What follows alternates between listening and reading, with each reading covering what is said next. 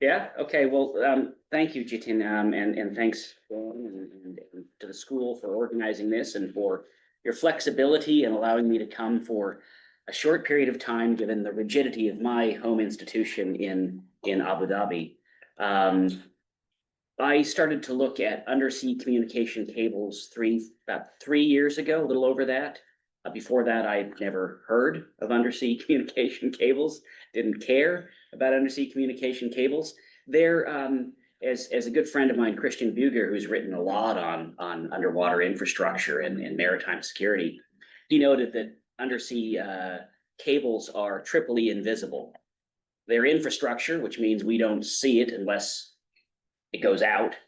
Okay. They're under the water and they're actually buried under the ground under the water. So they're triply invisible.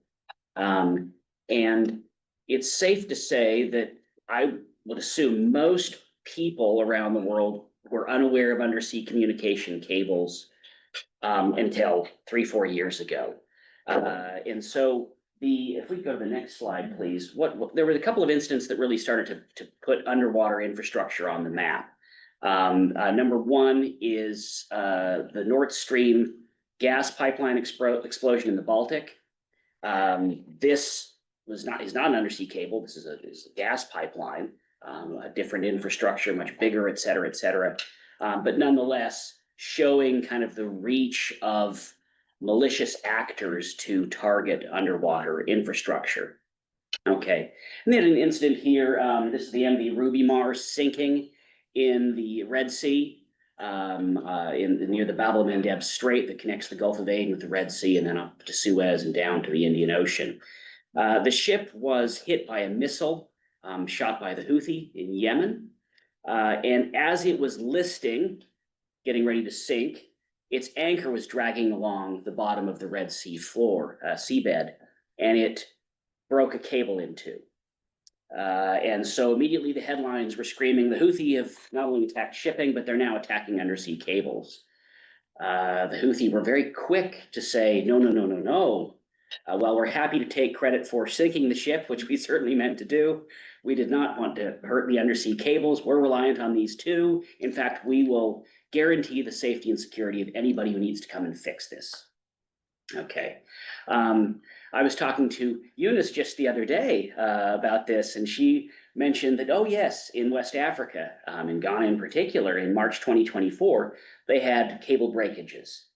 And these left a downtime or lag time or complete lack of internet for 2 to 3 weeks.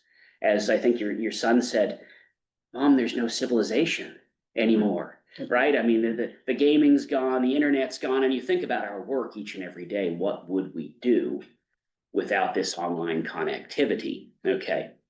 So look, their importance cannot really be over exaggerated, I'm afraid. They really carry 95 to 99% of digital traffic around the globe, day in, day out, 365 days a year. That's our financial transactions, so remittances, which some of you work on, for example. That's our intelligence and secure communications. That's the backbone of our generative AI. And so this all relies on these undersea cables. They're all over the ocean floor, okay? And they do seem to be increasingly targeted in hybrid warfare. There's a couple of hot spots here. The Baltic, again, is the major one, but also the Taiwan Strait. There's a couple of cables connecting Taiwan to some Taiwanese islands, the Matsu Islands, that have been sabotaged or accidentally damaged by fishing trawlers, Chinese flagged fishing trawlers, over the last few years. Here's a map of undersea cables. I'm looking at mine. Sorry. I hope you can see some of this, but you can see North Atlantic, North Pacific, some really heavy connectivity. But basically, everywhere in the world, you've got some connectivity. And again, this is how countries are connected. So even landlocked countries, for example, Ethiopia or Uganda, or Uzbekistan in Central Asia, you would have connectivity to undersea cables via overland routes. And so, in fact, something that was interesting is looking at Canada. And what we've got are very few undersea cable connections to mainland Canada, mostly reliant on the United States, which is interesting given the current political climate and problems with Washington. So something to think about there. All right, cables are not new. They've been around at least 150 years. Okay, and what happened originally was that you had short cables. English Channel was the first one, right? France to England. Connectivity by 1857. Shortly thereafter, you have a cable running between Ireland and Newfoundland, actually, connecting North America with Europe. And what countries began to do at this point is develop national networks, okay? So Japan, I was in a small island off the coast of Taiwan last year called Ishigaki Island. This is where the Imperial Japanese cable network made landfall. So the building with the bullet holes on it at the top, that's the old landing station built in about 1899. Okay, and the reason this was important is it connected Taiwan, as you can see in the map here. Taiwan with Ishigaki Island, and then on up to Okinawa, and then eventually to Kagoshima in southern Japan. This played a really critical role in the Russo-Japanese War, 1904, 1905, because the Japanese knew that the Russians had sent their Baltic Sea fleet around Africa and through the Indian Ocean and on up to relieve the siege that the Japanese had begun at Port Arthur. And they wanted to intercept the Russian fleet, but they didn't know when and where it was going to show up. And the Russians were very careful to conduct radio silence in all of this, even though interception back then was pretty limited anyway. And what happened was that a Japanese merchant ship happened to sight the Russian fleet somewhere about here. Okay, and so it radioed, or not radioed, it called at Miyako Island, which is where the Japanese governor was, and said, the Russians are coming, okay? And the problem was there was no cable connectivity between Miyako and Ishigaki.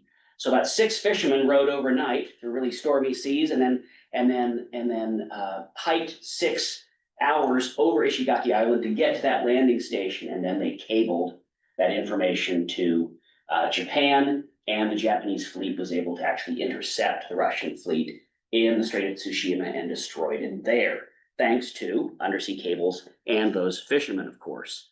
All right.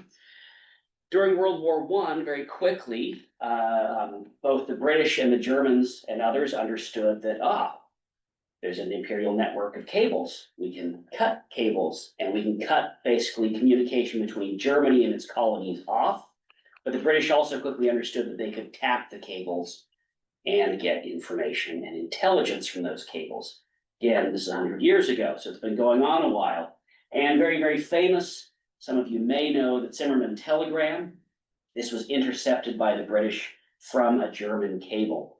This was a call from the Kaiser to Mexico saying, hey, I've got a deal for you. Why don't you, Mexico, attack the United States with us? And if we win, we'll give you back Arizona, New Mexico, Texas, parts of California, etc. The Mexicans wisely declined, but nonetheless, this is another example of the importance of cables.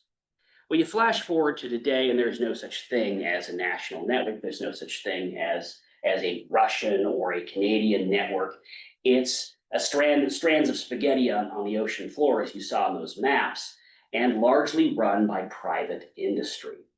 Okay, these are not, again, national capitals have not been involved in the laying of cables beyond that regulatory and legal aspect of when they make landfall, how to secure those, and how to let fishermen, for example, know that there are undersea cables in this area. Please do not drag your nets or your anchors, etc.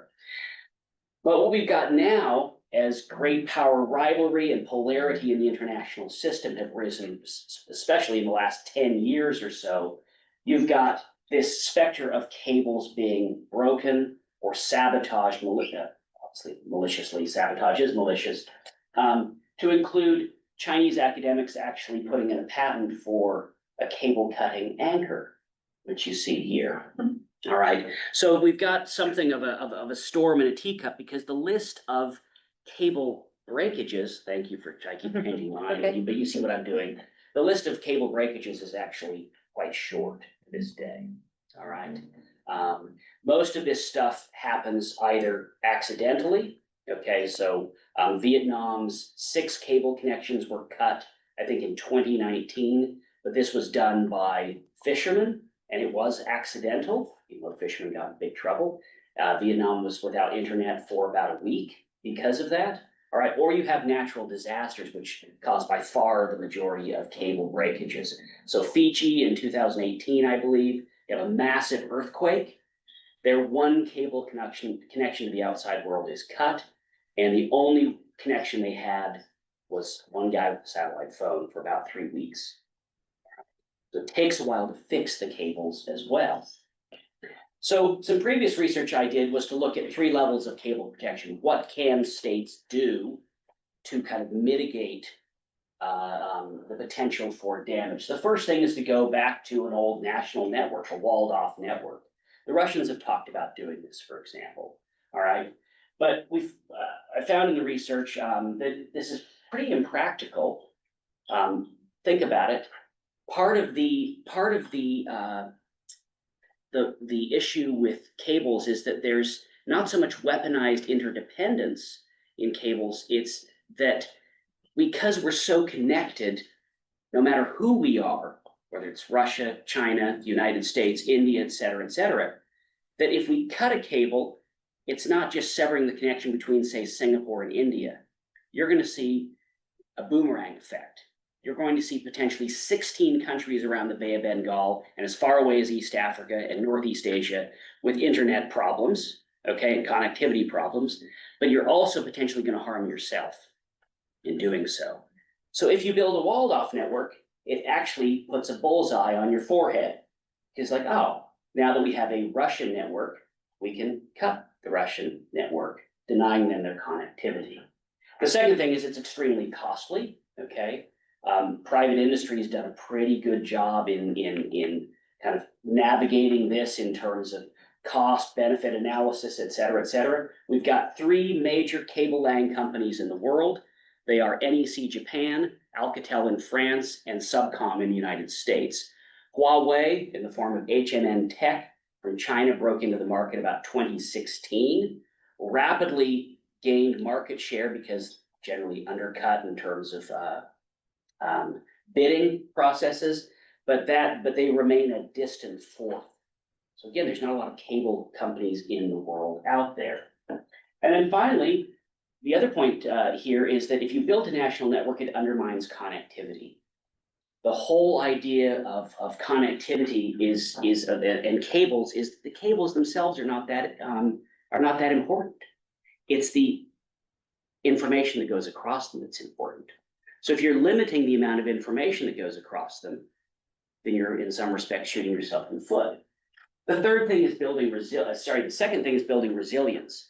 This is something that private industry has already done a great job at. If you think about all of those connections that you saw across the North Atlantic and North Pacific, for example, this is precisely what the cable companies have done. And they have all sorts of sharing agreements with one another, different telcos to telcos, et cetera. So for example, when the cable was cut in the Red Sea by the MV Ruby Mars anchor, the operator in Hong Kong quickly rerouted traffic away from that cable using these agreements with other cable companies through up north through China and either east across Canada to Europe and the United States, or west to Europe, okay, or around to the Indian Ocean back up. So this is the kind of connectivity and resilience we've got there. This seems to be still the best option. So don't try to wall yourself off, but try to actually maintain as much connectivity as possible. But of course, that means the cables are still vulnerable to geopolitical tensions. And when war starts or when conflict begins, all the bets are off in terms of normativity and everything else, and a lot of things that aren't targets before become targets, et cetera. And then there's the third, which is the idea of establishing norms, okay? Hands off our cables. This is a global common. We all use it. Okay. Ideal, but fragile. It's hard to enforce during conflict. And also getting people excited about undersea cables, which are about the size of a garden hose, by the way, and about as lovable as a garden hose. Okay. It's not like, save the whales or protect the koala bears or something that people are like, oh, isn't that cute, right? These are cables. Okay. Oh yeah, go ahead, sorry. All right, so in a previous research project I did with some Japanese research interns, fantastic. We took 3 research questions based on that table I just showed you, and decided to look at where and under what conditions can states prioritize cable security, which cables are most vulnerable to malicious damage, and how do patterns of threat evolve across different levels of geopolitical tensions. Basically, not all cables are created equally, are they? Certain cables are going to be more likely to be sabotaged, like those cables connecting Taiwan to the Matsu Islands, than say a cable connecting Fiji to Philippines or wherever it goes. So we took 3 different cables in this. We looked at the connection between Redondo Beach in California and Chikura in Japan in Tokyo Bay. We took a section of a cable running between Guam and Hawaii, and then we took an Indian Ocean cable running from Singapore to Chennai in India. And we then looked at, we have 2 key assumptions. The likelihood of sabotage may be dependent on the ocean zone. So we have legal ocean zones, the high seas that nobody controls, your exclusive economic zones that every country has, and then territorial seas. Sorry, there's a typo there. And then the threat to undersea communication cables varies depending on the levels of tensions in the global situation. Peacetime, low tension, high tension, wartime. So we have these different variables there. Sorry, yep. Okay, and so we defined these, and then we sent our survey to experts, okay, and they were able to choose, okay, so where are these cables most likely to be sabotaged, depending on the level of tension, et cetera, et cetera. We received responses, it was a very small sample from only 17 experts, but there's not a lot of cable experts out there, and industry doesn't want to talk, interestingly. They would prefer this problem would go away, no surprise, because their bread and butter is being messed with a little bit. And then we went back to 7 of those survey respondents and did semi-structured interviews and asking them, well, why did you answer in this way? Why would Guam be more likely to be attacked than, say, Hawaii, for example? All right, we mapped that with heat map sensing. And then we've compiled those findings into an article, which is under review at Marine Policy right now. But our main findings were that your threat perception and cable security prioritization closely correlate with rising geopolitical tensions. Okay, so for example, Japan takes cables and cable security more seriously, given the proximate threat of China and North Korea and Russia, than say South Africa takes its threats to undersea communication cables, where there isn't a proximate adversary next door. Vulnerabilities driven by multiple overlapping factors. One of them is data sensitivity, so a lot of sensitive military data going between Guam and Hawaii, for example, okay? But interestingly, one of them was highlighted by a couple of the industry people who did participate in the survey. The cable between Singapore and Chennai in India is a main, a tier 1 cable provider. So there's a huge amount of data that goes across that cable. And one of the things the industry said is that this cable is less likely to be sabotaged given the massive amount of information and the connectivity it has to the surrounding region. Okay, so again, it's not a straightforward thing. You don't just cut the garden hose and the 2 sides are affected. It's got a lot of boomerang effect and unintended consequences. And then lastly, technical and institutional fixes are needed. So better surveillance of cables and cable landing stations, which are likely the most vulnerable, maybe encryption, early warning systems, et cetera. So this is where we get into my current research. So it builds on these two previous research projects, because in order to do any of those things, whether it's better surveillance, et cetera, you've got to have certain criteria in place. First of all, states, whether it's Canada, whether it's Colombia, whether it's South Korea, they've got to get their house in order before moving on to more of a regional or multilateral or mini-lateral approach to cable security, okay? Now, again, the reason you want to move to a mini-lateral or multilateral approach is because we're all connected to one another. But as cable cuts in the Baltic have recently shown, states like Denmark, Estonia, and Finland, they literally didn't know who to call when the cable was cut in their own countries. So I was talking to a Danish colleague the other day, and he was saying it was basically everybody went like this. No, it's not us. It's not the police. No, it must be these guys over here. No, it's not the military. It's not us, right?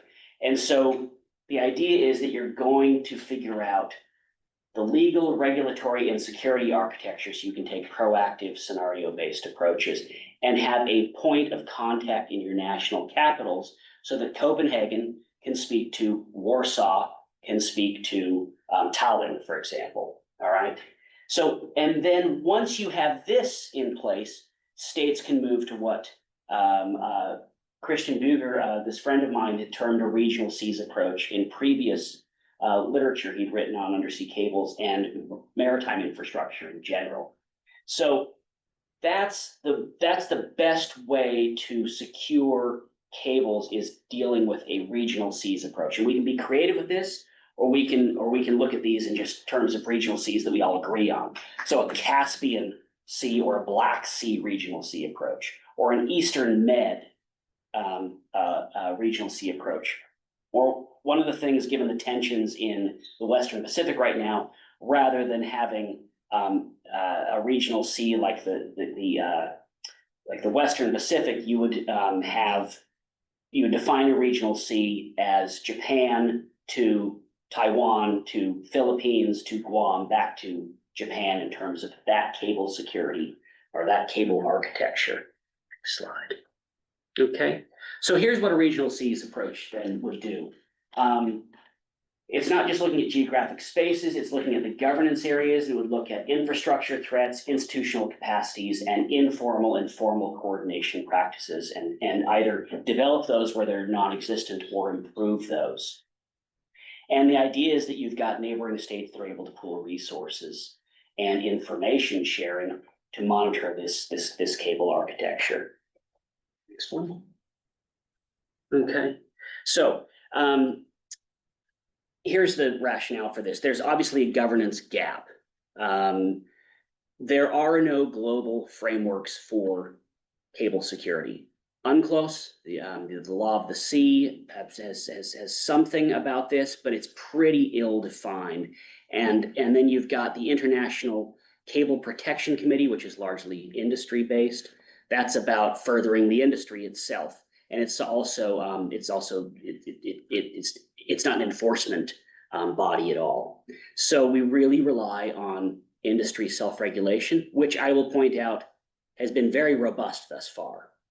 And so I'm not necessarily saying that states should get themselves entirely involved in cable security, but I think, unfortunately, given what's happened over the past 3, 4, 5 years, that the cat's out of the bag, and that states, certain states anyway, Japan, Australia, India, the United States, China, Russia, et cetera, and European Union countries are taking cable security very, very seriously. All right. We are, I think we'd all agree, moving into at least a bipolar or multipolar global order, which means tensions are rising, unfortunately. So this is not just a technical issue anymore. All right. And so my main objective here is to develop that regional seas approach for cable governments that's scalable, replicable, and tailored to real-world region-specific problems. And I'll talk to you about the regions I'm going to look at in just a few minutes. And then, as I mentioned already, the real problem is that people just don't know who to call when something happens. All right. Next one. Okay.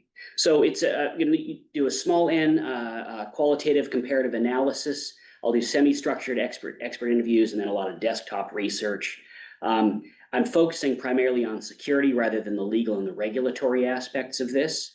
And that's the lenses are visibility, are cables treated as critical infrastructure in country X, maritime domain awareness and cooperation, who monitors and how do they collaborate? Threat perception, how are risks like sabotage or espionage understood? So is cable security looked at as important or not in state X or in region X? And then the security actors, who responds and are the mandates coordinated? And the outcome again is that regional sum. So here's a little better or a little more robust look at this. So I'm looking at 4 areas of security again. You've got key research questions for each of them, the operational focus, and then the actor mapping I plan to do. It's going to be a lot of work. and then finally my case selection. So I've chosen 3 cases, 3 most different cases. First is Gulf of Guinea. This suffers from piracy, illegal, unregulated, unreported fishing, weak surveillance, and low cable redundancy, meaning there's not a lot of cable connections, especially for the population in places like Cote d'Ivoire, Ghana, Nigeria, etc. Western Indian Ocean, there's a militarization of the maritime domain ongoing. This is partly because of piracy, Somali piracy, partly because of the Houthi issue, all right, and partly just the rise of India as a naval power, the United States and the European Union playing roles here, et cetera, et cetera.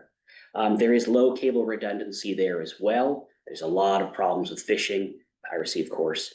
And then Sea of Japan, really high cable redundancy, but really high geopolitical tensions too. If you think about China, the Koreas, Russia, Japan, the United States, a major security actor in the region. And then you've got adversaries that are connected with the same cable. So for example, there's a couple of cables that run from Japan to Russia. And so why did I choose these? They're underrepresented in the research. I could have chosen any seas, so it wasn't like but first of all, I'm interested. Second of all, they're underrepresented. And then there's just a diverse governance and threat landscapes, and it's global south, global north dynamics. And then finally, just to close, a couple of maps of the regions that I'll look at. So this is the Gulf of Guinea here. You can see all of the cable connections heading into Liberia, Cote d'Ivoire, Ghana, right? All going to major landing sites in the capital cities, for example, Accra, or Lagos in Nigeria, which is not the capital city. And then you can see they all run kind of the same direction. They all run up around the west coast of Africa and make landfall in Portugal.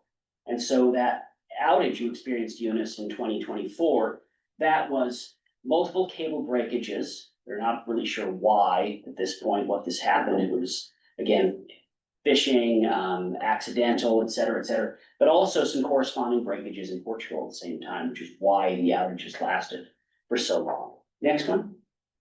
This is East Africa, the Western Indian Ocean. So you've got lots of cables coming into Mombasa in Kenya, and then that would then give cable connections into Uganda and the Great Lakes region, et cetera, et cetera. A couple more into Dar es Salaam, but not a lot of connectivity, and then down to these island states, right? Mayotte, Comoros, and then an interesting drop down to Mauritius, and then Seychelles. Seychelles is the one place I've been where I've actually been to a cable landing site. It just happened to be on a really nice beach that I was at with 2 friends. My friend Christian Duger, I've mentioned a couple of times, and my friend Ash Roster, both of whom work on undersea cables. And all of a sudden we said, there's a cable landing site. And it said, I should put the picture up because we're standing next to the picture. It says, danger, cable landing site, but there's nothing around it. So anyway, you can see that Seychelles has 3 cables connected to it, which is pretty good for an island state. Mentioned Tonga's. And then finally, the last one is Sea of Japan. You can see a clear difference here with the number of cables we're talking about. So Japan has incredible connectivity and redundancy, doesn't it? And yet you've got all these connections around to South Korea. You've got connection between Japan and Nakodka, which is close to Vladivostok in Russia. And then, of course, China, et cetera, et cetera. So really looking at this inland sea here is what I would be looking at rather than the Pacific side, which would be a little much, but also is much better documented. that's it for my presentation. Hope you found it interesting, and